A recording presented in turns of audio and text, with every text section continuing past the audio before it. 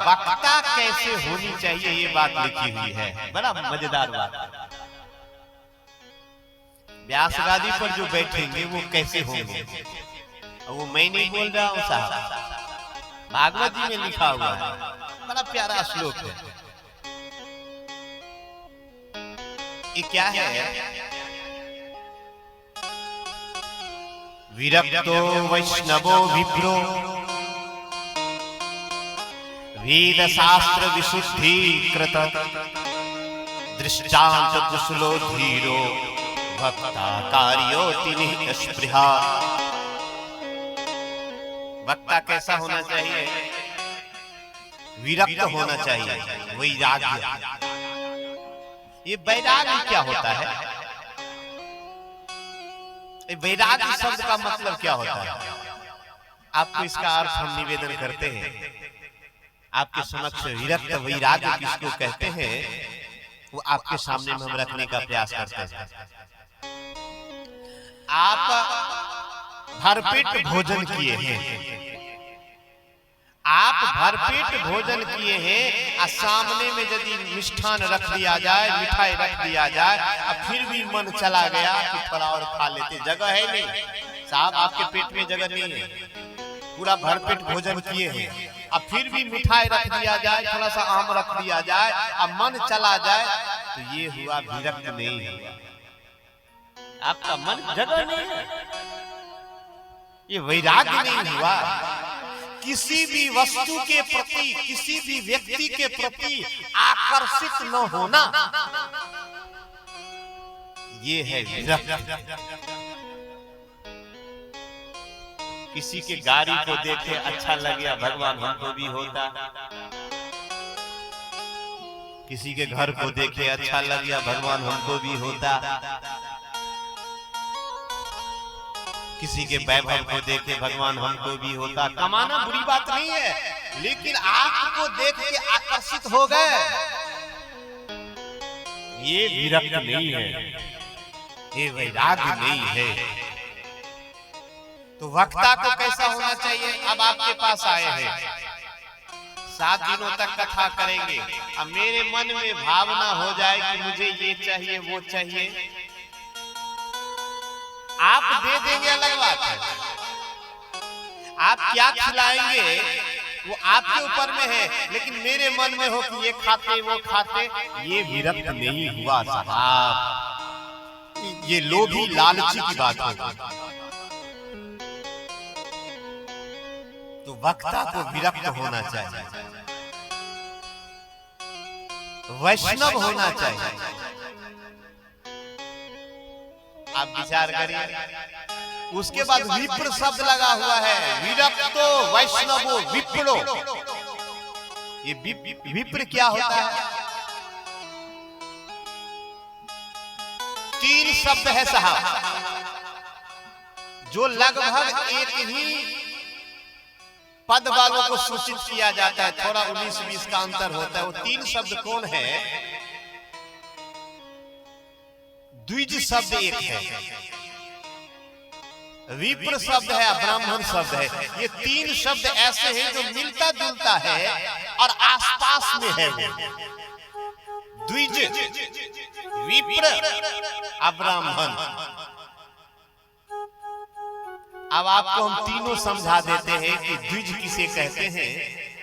यहाँ भागवत जी में वक्ता के लिए विप्र शब्द आया है,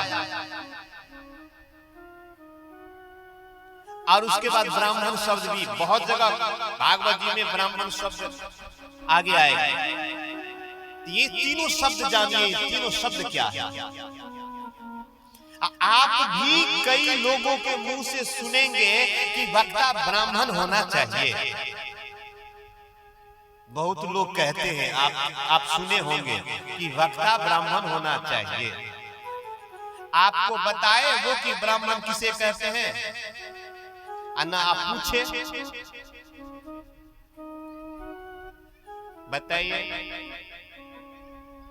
ये वक्ता ब्राह्मण होना चाहिए। आप जानते हैं ब्राह्मण किसे कहते हैं? तो यहाँ पर जो विप्र शब्द है, तो आपको तीनों समझाने का हम प्रयास करते हैं। द्विज, विप्र, ब्राह्मण। जन्मना जायते शूद्रः जन्मना जायते शूद्रः। चाहे आपके घर में बच्चा जन्म ले, चाहे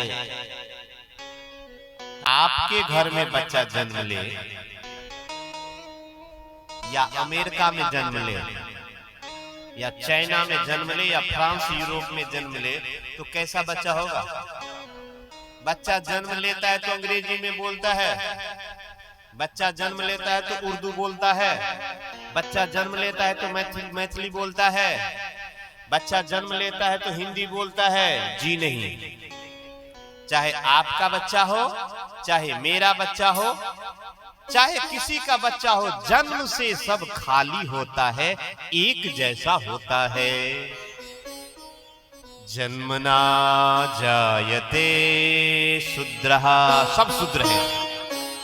जन्म से सब क्या है? शूद्र क्या है आगे बताएंगे, लेकिन जन्म से सब क्या है? सब शूद्र है। अच्छा, आपका बेटा जो जन्म लिया तो मास्टर साहब बन के जन्म लिया है, आपका बेटा डॉक्टर बन के जन्म लिया है, आपका बेटा एमएलए एमपी बन के जन्म लिया है, आपका बेटा संत महात्मा होके जन्म लिया है। क्या जन्म लिया है? खाली होके आया है। जन्मना जायते शूद्रः, तो समझ में आ गया? किसी भी मानव का बच्चा जन्म लेगा तो एक जैसा जन्म लेगा, खाली होगा, न हिंदी जानेगा, न उर्दू, न अंग्रेजी, न फारसी, कुछ भी नहीं जानेगा। आगे क्या होगी? संस्कारात् द्विज उच्यते, संस्कार जब वो आएगा उनमें,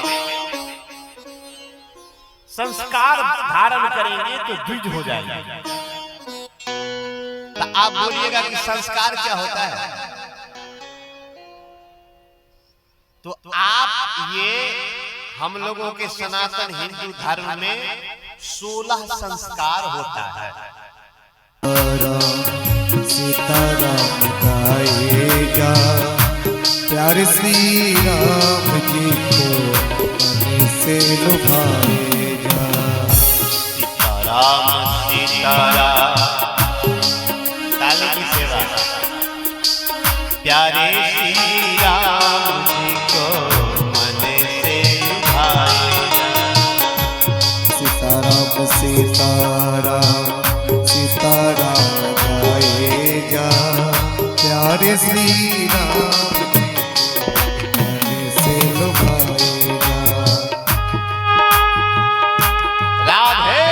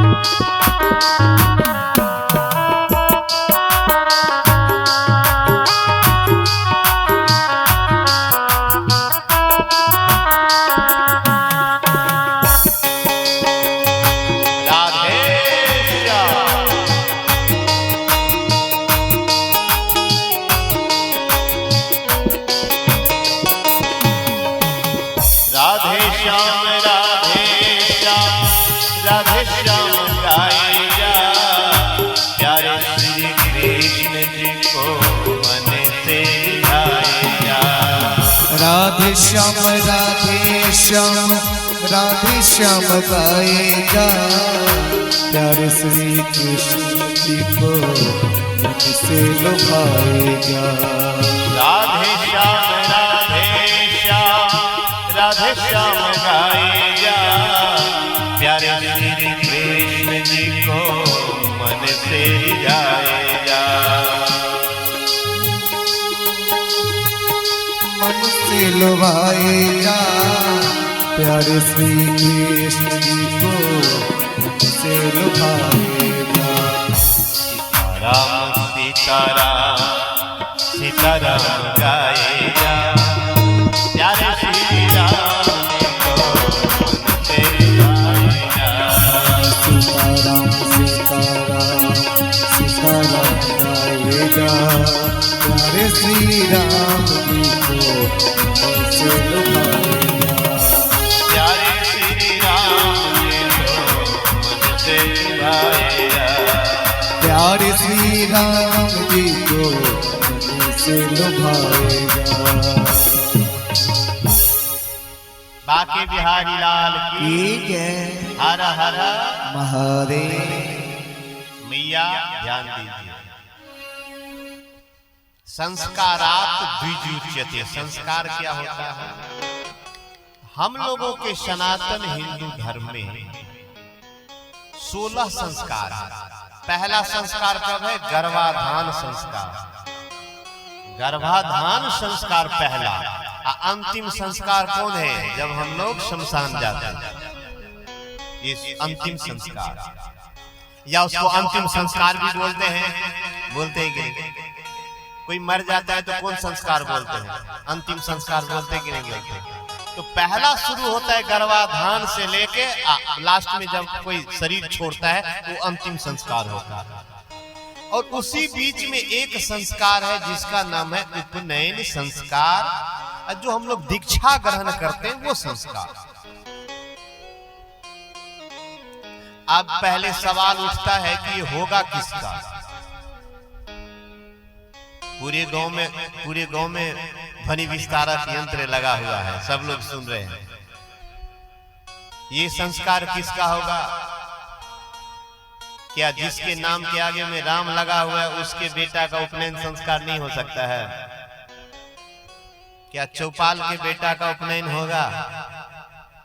क्या साफी यादव मंडल महतो के बेटा का उपनयन होगा? आपको क्या जानकारी है? नहीं होगा कि होगा? नहीं होगा। हम व्यास गादी से बोल रहे हैं, होगा होगा होगा। अच्छे, राम का बेटा मास्टर बन सकता है, चौपाल का बेटा इंजीनियर बन सकता है, साफी का बेटा एमएलए एमपी बन सकता है, यादव का बेटा प्रोफेसर बन सकता है। तो जब सब कुछ बन सकता है तो पंडित क्यों नहीं बन सकता है? अधिकार नहीं है बनने का? आपको सब कुछ बनने का अधिकार है तो पंडित क्यों नहीं बन सकता किसी का बेटा? आप जरा विचार करिए। मानव मात्र। अच्छा, एक बात ऐसे हम लोग समझते हैं, ऐसे समझते हैं, हर हर मैया। विचार करिए आप लोग। टीवी पर भी भागवत कथा सुनते होंगे आप लोग, बड़े बड़े बाबाओं का, जिसके कथा में लाखों लोगों की भीड़ रहती है। मैं भी उसी पोथी से बोल रहा हूं, जरा मिलाइएगा। मेरे पिताजी को 10 बीघा जमीन है। हम 4 भाई हैं। मेरा बड़ा भाई इंजीनियर है, मैं डॉक्टर हूं। हमसे छोटा कोई भाई मास्टर है, और सबसे छोटा मेरा भाई किसान है। हाँ? तो 10 बीघा मेरे पिताजी को जमीन है, तो अधिकार मेरे बड़ा भाई इंजीनियर है, तो क्या उनको ज्यादा जमीन मिलेगा? हम डॉक्टर हैं तो हमको ज्यादा मिलेगा, किसान है तो कम मिलेगा, मास्टर है तो कम मिलेगा। पिता की संपत्ति पर बेटा का बराबर हक है कि नहीं हक है? ऐसे हम लोग परमात्मा के संतान हैं।